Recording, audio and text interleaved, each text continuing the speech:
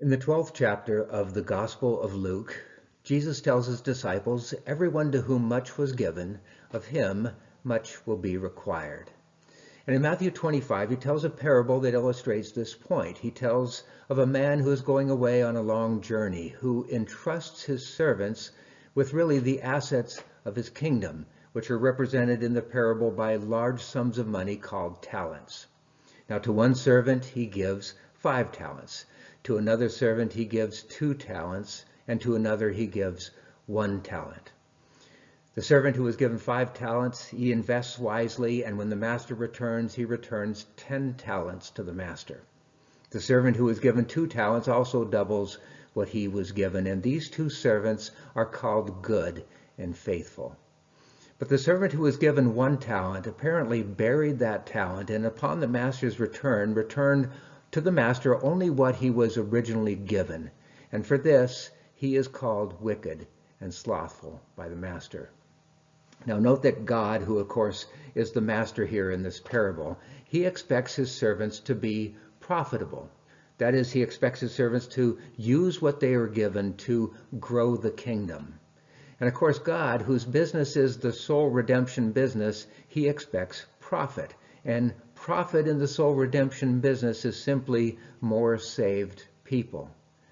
And note also that breaking even is just not an option.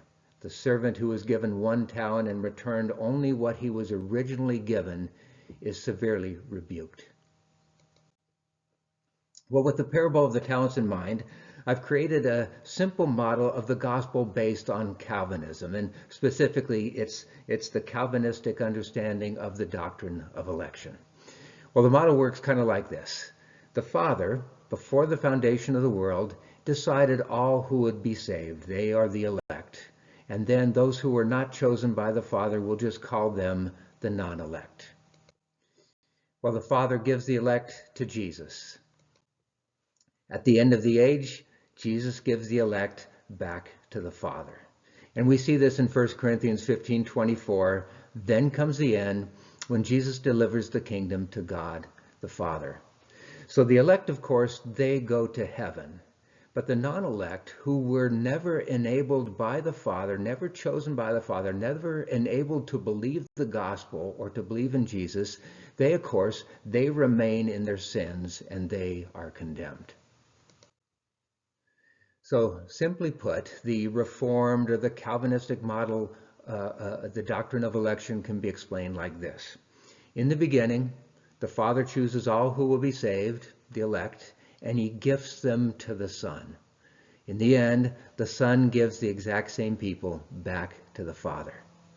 Now, in view of the parable we just read, and in view of the model that I just created of Calvinistic doctrine of election, there's one very significant flaw that is very obvious, and that's that this understanding, it completely nullifies God's mandate for kingdom growth. That is, in Calvinism, since the Father gets back only the same people that he originally gave to Jesus, there's no profit. There is no increase.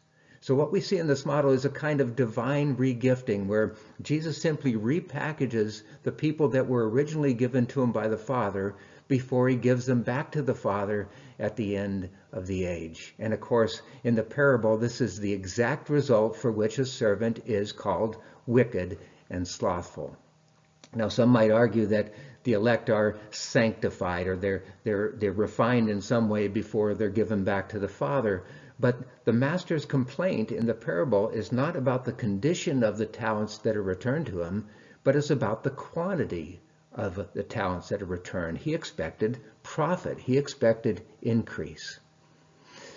So to summarize, the Calvinistic gospel is really a very bad business model. I mean, it's very exclusive and it has no provision for kingdom growth at all. You know, in my book, God's Elect, the Chosen Generation, I actually provide an alternative model for the gospel. It's a model that I think really reveals God's purpose of election in the New Testament as a very clever strategy that ensures kingdom growth. It ensures profit and increase.